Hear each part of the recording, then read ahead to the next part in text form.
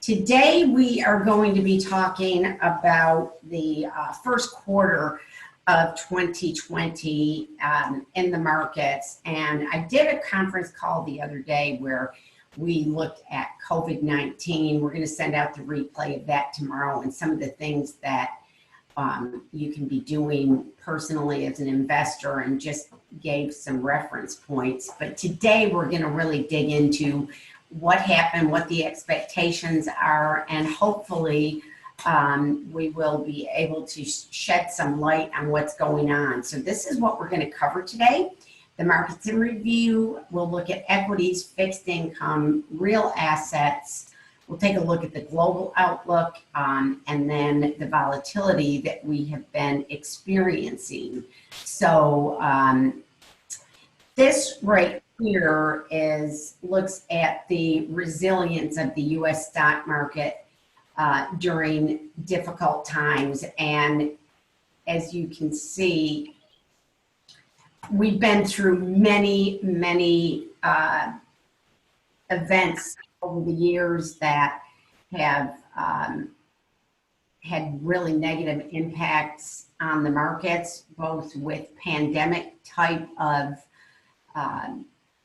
situations like HIV and AIDS back in the 80s, SARS in 2003, swine flu, MERS, but also the oil embargo, Cuban Missile Crisis. And the one consistent thing, you see the ups and downs, but there is consistency in the fact that we have a resilient economy that keeps chugging away. And when there are drawbacks, we tend to figure out what the problem is, what the situation is. We get through recessions and we move forward. I don't expect that to be any different this time.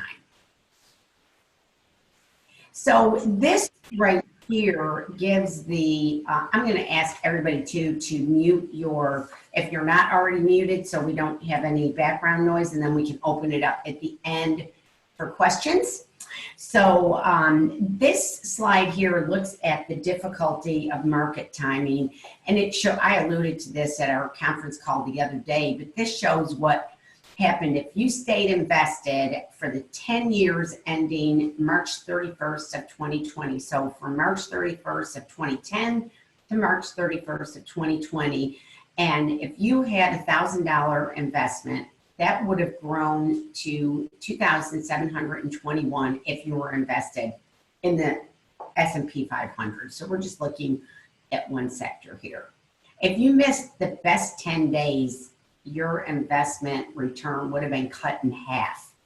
If you missed the 30 best days, you actually would have had less than what you started with, because people often move out of the market at inopportune times and they don't know when to go back in. That's why we prefer to control risk with asset allocation and what your risk tolerance is versus trying to time the market. That tends to be a loser's game over the long term. This is something that I think everybody is used to seeing that's been on these calls before. If you haven't, this just takes a look at some of the economic and market indicators.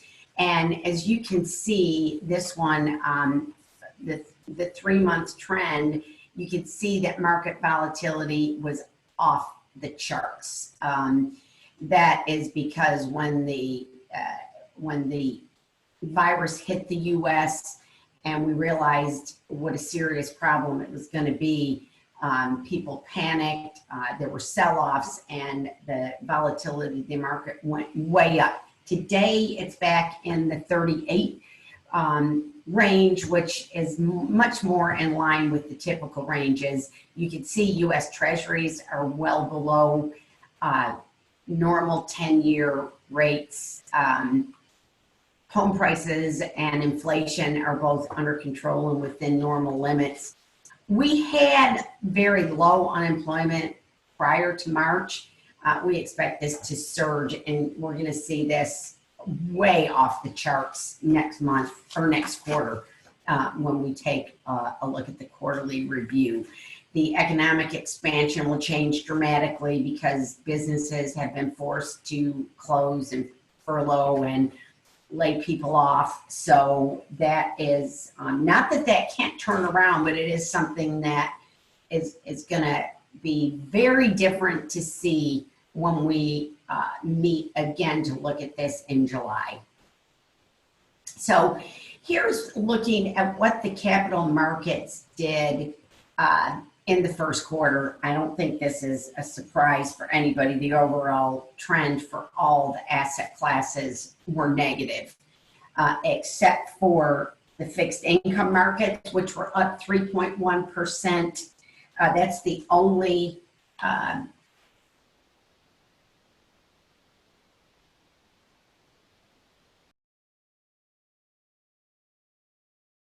and this basically took all of that growth away and more.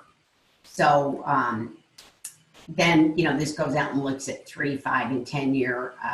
We're talking about the first quarter now, so I'm not going to spend a lot of time there, but I think this is a telling slide right here, because we look at the 2019 returns by asset class, and the two best performing asset classes were US large companies and global equity.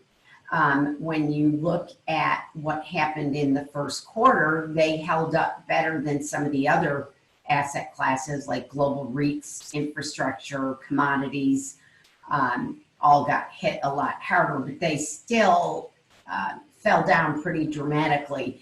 One point on this chart that I want you to take a look at is the balanced portfolio.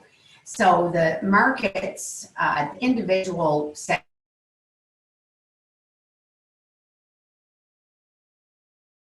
30%, and a diversified balanced portfolio of 60-40 would have only been down about 14%. And you're never going to get the highs, but you won't get the lows that you can have if you're all in equities. And that's why most of our clients don't want to take on that kind of risk with their portfolios. We'll have more about that on some later slides. So 2020 erases some, but not all of the 2019 gains. It was an extremely difficult quarter for all investors. And those that were caught up in the market headlines probably assumed that the damage was going to be much worse than it actually was because of most of our clients being in some type of balanced portfolio, whether it's 40, 50, 60, 70% stocks. And for younger people, it might even be higher, but our retirement portfolios certainly are not going to be in that higher range. So most of us did fare better than 100% equity investors. This slide here looks at the average market pullback of the S&P 500 versus a balanced portfolio. So if you look on the left, if you had a $100,000 investment and it dropped down to 90,000 after a 1 month market pullback, and you look over to the right-hand side and see 1 month after a market downturn, your balanced portfolio was only down about half of what 100% equity was. And then over the following 12 months, as you look at what happens when the market starts to recover, because you don't have as far to come back up in a balanced portfolio, you can actually end up at a higher value than you do in 100% equity. So in this case, you have 105,000 where you haven't even made it back to your original investment. Again, we're only looking at the S&P 500 here, but this is just is a point of reference on, it kind of illustrates the fact that you don't have to be invested. I mean, you could get a comparable rate of return to the stock market without being 100% invested. So this is pointed out further here in this slide where it looks at, you know, most investors don't start investing at the peak and end investing at the trough of a market cycle. They have a long-term investment program that includes, having returns during the run-up to the peak and any downturn that occurs. So it looks at the average returns from 1926 to 2019. There were 9 market correlations that lasted longer than 12 months where the pullback was greater than 25%. And it shows that the average return during the, including the correction, looking out 3 years later was only 8%. You had 8% versus 7.3. So it's a smoother ride, and you get almost the same return historically when we look from 1926 to 2019. So again, looking at longer terms where we get through these difficult time periods, I think is something really important to remember. As far as the historical drawdowns, the pullback that happened in the first quarter of 2020 resulted in the quickest 30% drawdown that has ever been experienced. If you look at calendar days to being down 30%, and back in 1929, it took 43 days. Back in 1987, it took 55 days. If you look at 2000, to reach that minus 30% took almost 2 years. 2020, it was only 30 days. Again, from the standpoint of what caused it, we haven't seen a pandemic that hit this broadly around the world since 1918. So I think that scared people and just caused a much quicker downturn. The bounce back that's occurred just in the past 30 days is also unprecedented. We're not back to even by any means, but a lot of what was driving the fear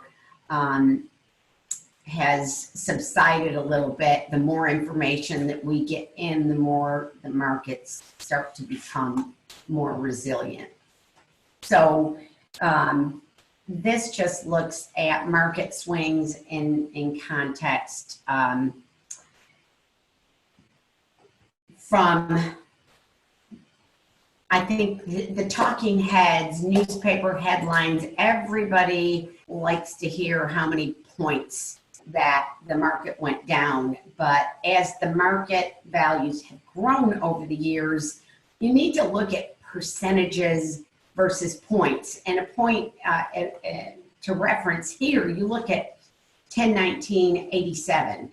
That there was a 500-point drop that day. That represented almost 23% drop in the market. As a comparison, today the Dow Jones is at or in the first quarter of 2020, the Dow Jones was at about 22,000. At that level, if you had a 1,000-point drop, that would only be a 4.5% downturn. It's not like 1987 where it was a 25%. We would have had to, a 1,000-point drop today would have to be equivalent to almost 6,000 points in one day.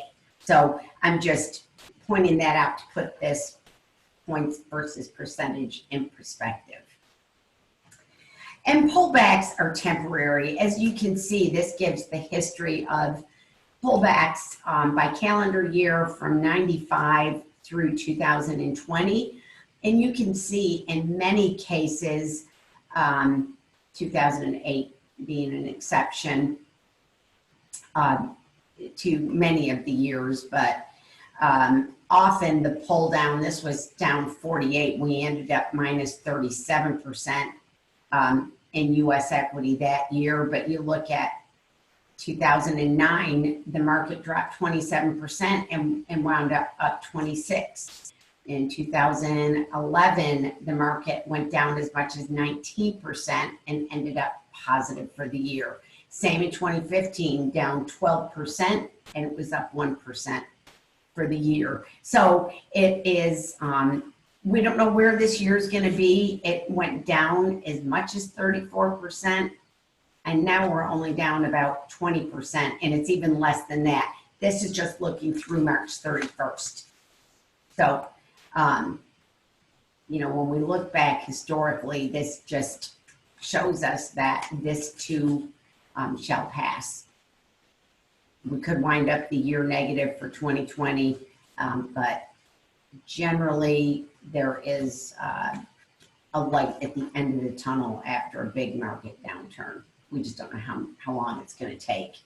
Now we look here at value versus growth stocks, and there has been, over the past 10 years, growth companies have outperformed value by almost 100%, 100 percentage points. The 10-year value return has been 245 versus 352. The main point here is that when growth stocks have performed above that 50% premium to value, value has outperformed by almost 50%.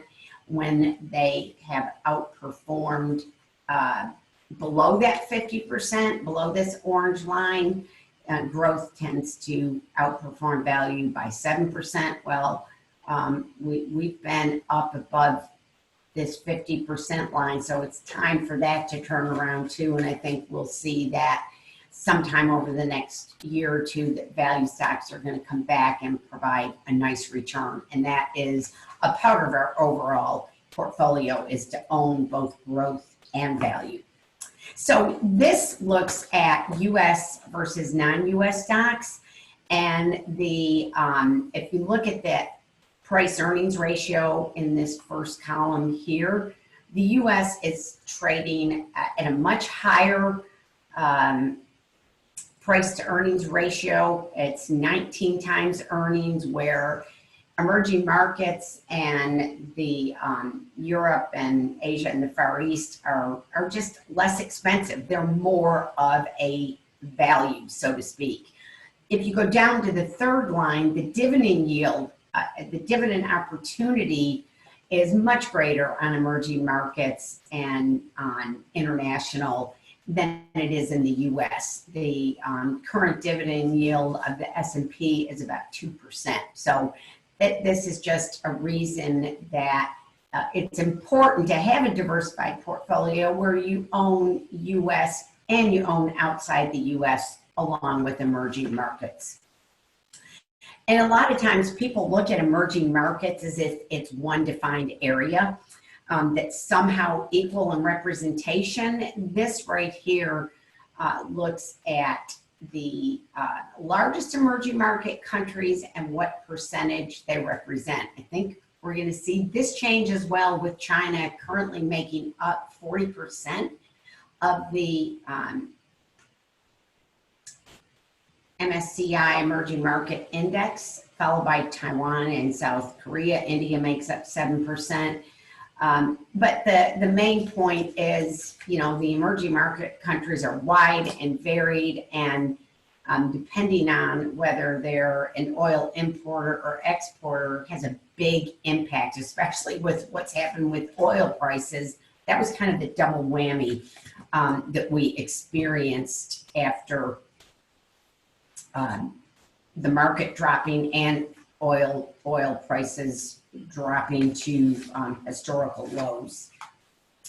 So now we're going to move on and talk a little bit about bonds. And you know, bonds tend to be the stabilizer in a portfolio. And with us being at the end of and having been at the end of a 30-year bull market in bonds, where interest rates are at near historic lows, and people are now concerned about, okay, we know that if bond interest rates starts going up, what's going to happen to the bond portion of our portfolio? Because there is an inverse relationship between interest rates, and the price of your bonds. This is a very simple explanation, but basically when we're looking at duration, a duration of 6 means that if there was a 1% increase in interest rates, that the approximate change in bond price would be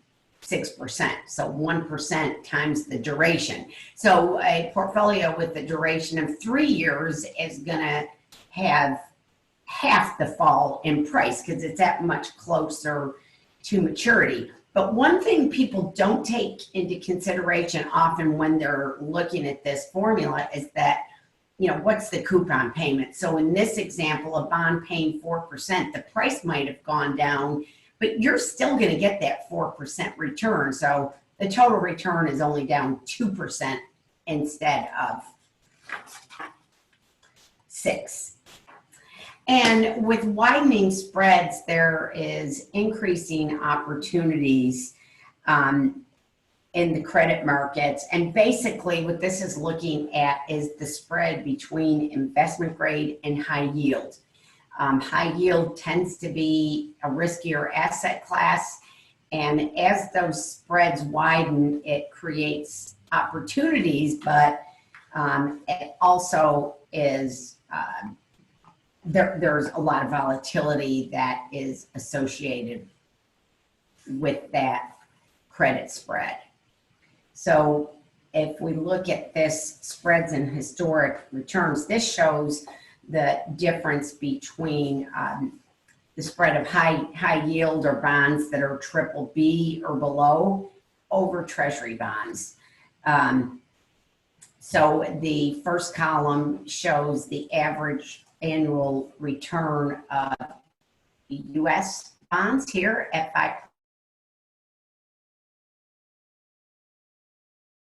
6.3%. So you did get a premium over a 20-year time period.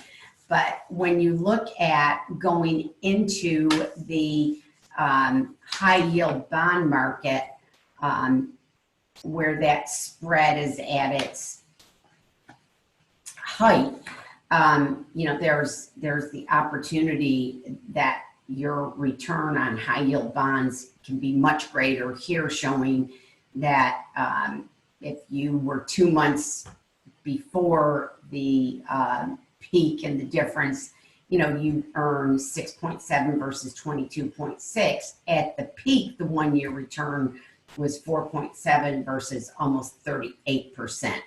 So, you know, getting in at the peak of the downside, because the high yield bonds tend to bounce back like the stock market does after a correction. So yields are low right now on U.S. Treasuries, on cash, on bond portfolios that are considered to be investment grade. You can see long-term Treasuries, the current yield as of March 30th was only 1.3. U.S. credit being, you know, non-government bonds were at 3.4% yield. Yes, you can get greater yield.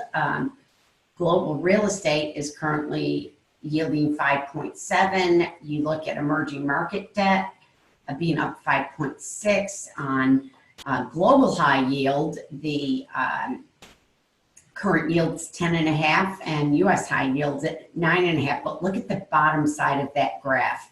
When you start going out, reaching for additional return, yield return on the upside, this is what you're looking at as, you know, possibility that there's a high range between up and down, where if you go back over here, this is why we have investment grade bonds in the portfolio, because it does tend to protect your portfolio on the downside. Not that you can't have a high yield strategy where the manager has the ability to move from high yield to treasuries. We have managers that can do that. I'm just saying in general, this is more of a buy and hold type strategy, that there is risk involved.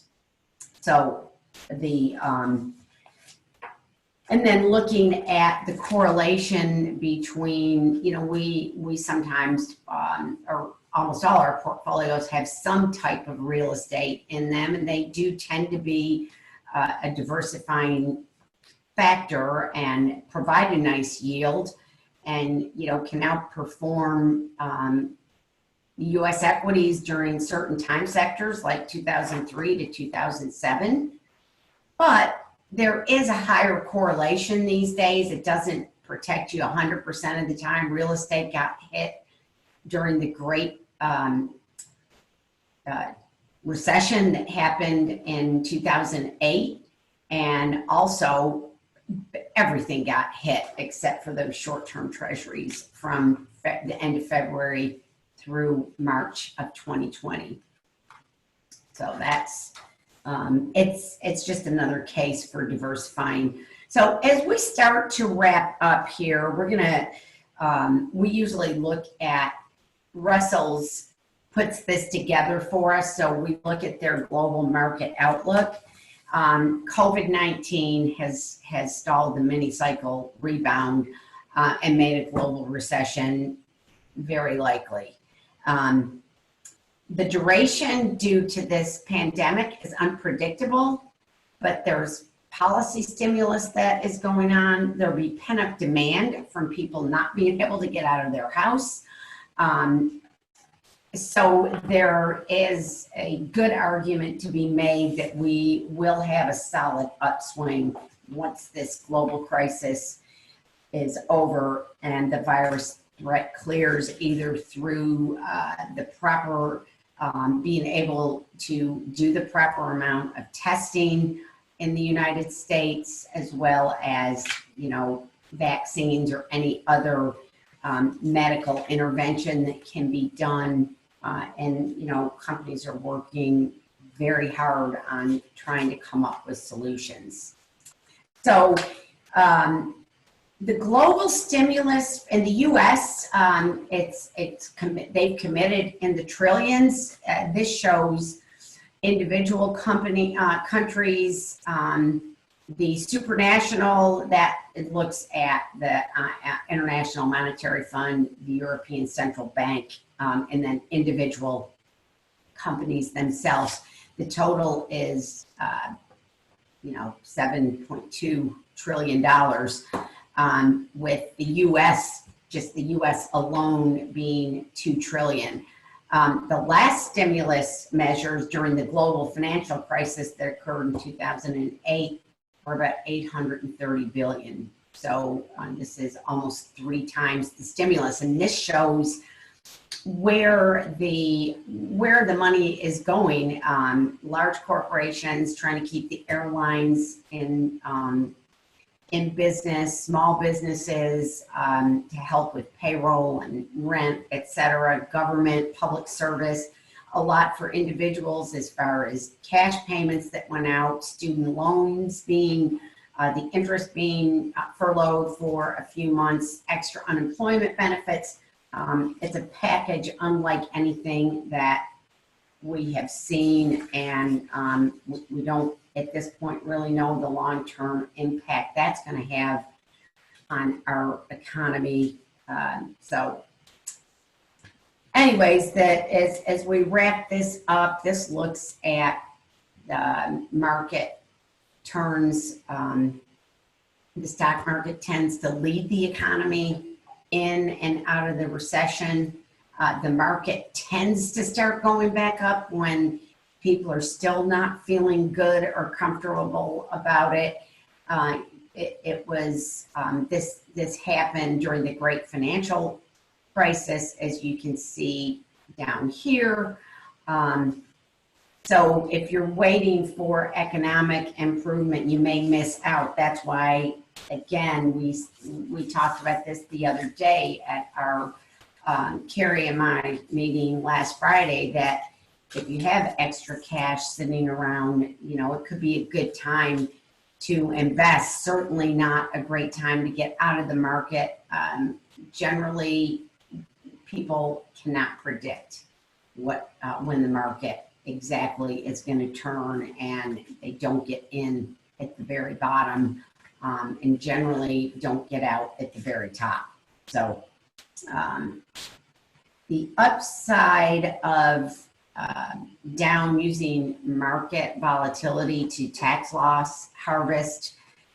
This is, nobody enjoys losing money, but sometimes a taxable account can create a taxable event that would allow you to lock in some losses, and you have to keep the money out of the market for 30 days and then put it back in. We look at this more for individual holdings than coming out of the market completely. That I am not promoting that in any way. I'm just trying to give an example of what that looks like. So looking back over the last 90 plus years, it's unmistakable that bull markets have on average lasted much longer than bear markets. And we believe that the best long-term approach for our investors is to stay invested and keep their eye on their long-term objectives. What's the money for? Are you trying to create a lifetime income, which is where most of our clients are. They're not accumulating money just to save it or hoard it. They have specific purposes for it, and that's why the overlying message for me today is that if there's a change in a client's situation, by all means, that could be a reason to make changes, but not just out of fear or because of what's going on today or this month. We're trying to plan for a future that looks out 5, 10, 20, 30, 40, 50 years, depending on your age. So the other reminder is, don't mistake the market for your portfolio. So many times people get very worked up about what's going on with the Dow Jones or the S&P or whatever market index they're looking at, because equity drawdowns make market headlines. But remember, a diversified portfolio, owning bonds, owning real estate, owning several different asset classes, that softens the downside of the portfolio, and it reduces how much you have to climb back up to get back to where you were. That's probably the most important point that I can make today. So in closing, don't let short-term results disrupt your plans. I know that those of you on the call that have been working with us for a long time know that we preach that. We don't like to make changes that are based on what is going on in the market right now.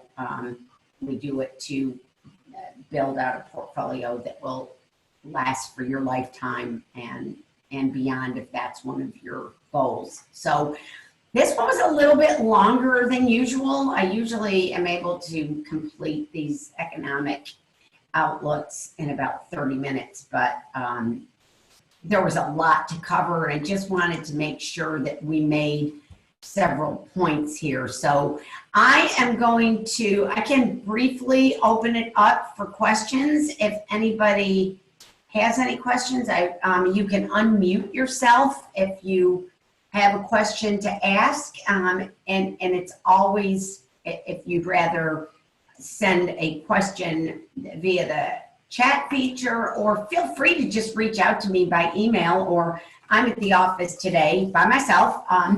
If you want to call me, you can call me here or on my cell phone. So I am happy to answer any questions now, but if nobody wants to raise a hand, then we can close this and just reach out to me individually. I'm going to leave it open for about a minute just in case, and then we will shut down for the day.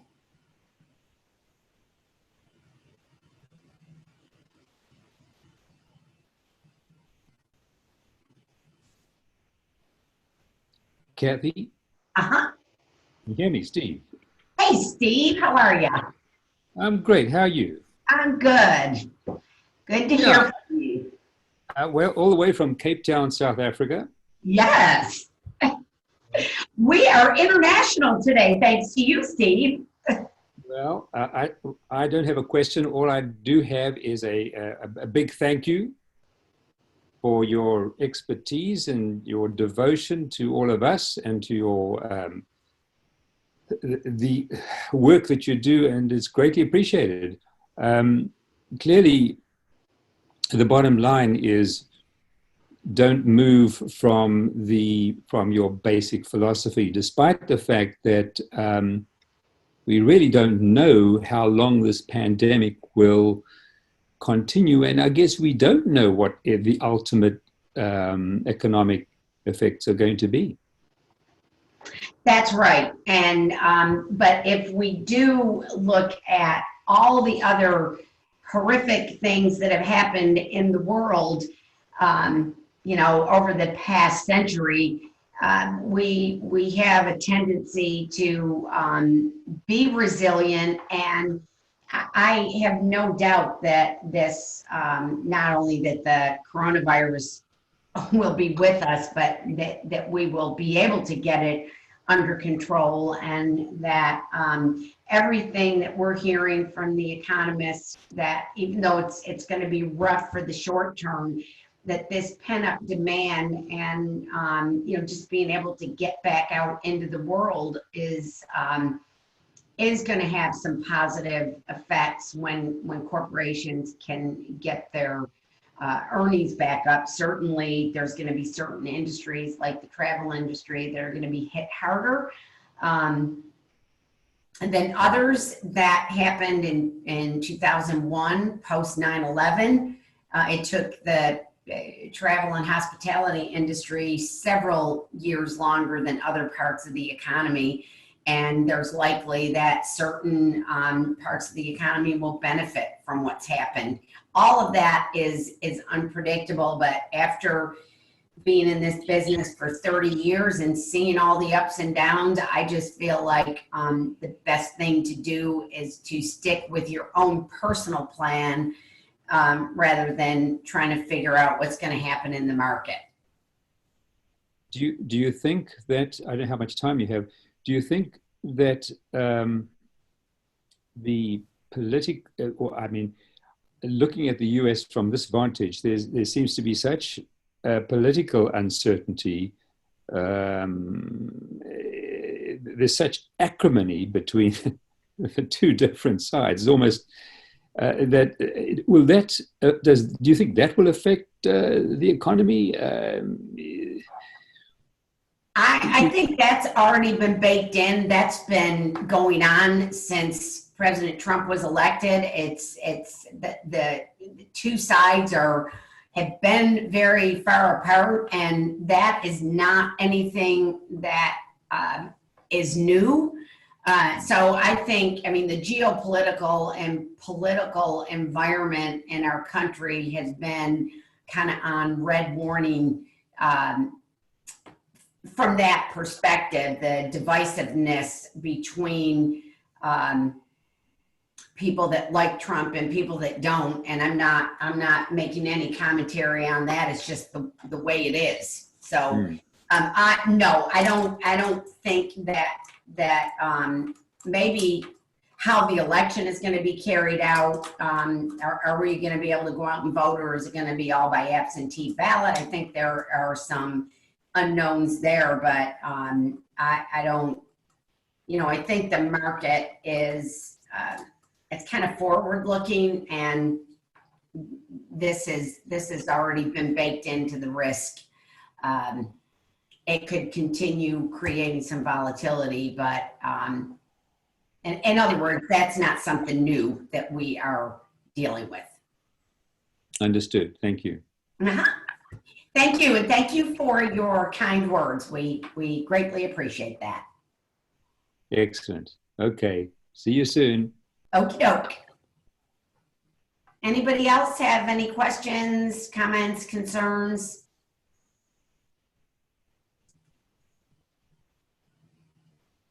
All right, well then I will go ahead and end the meeting for today. I thank you again for participating, and we will send out a replay for anybody that wants to share this or wants to